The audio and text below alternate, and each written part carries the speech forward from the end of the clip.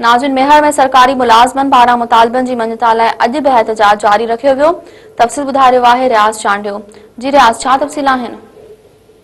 Made में Sindh employees alliance के सदर से सते ॾियारे एहतजाज जारी है, जैसे मुख़्तलिफ़ खातनि के मुलाज़िमनि इदारनि की तालाबंदी कई है। तालाबंदी करण खां पोइ उनमें एहतजाजी मुज़ाहिरो कया है, जैसे अस्पताल मेहर समेत मुख़्तलिफ़ जो बुनियादी सिहत ज़राइनि उते बि बाइकाट कयो वियो आहे।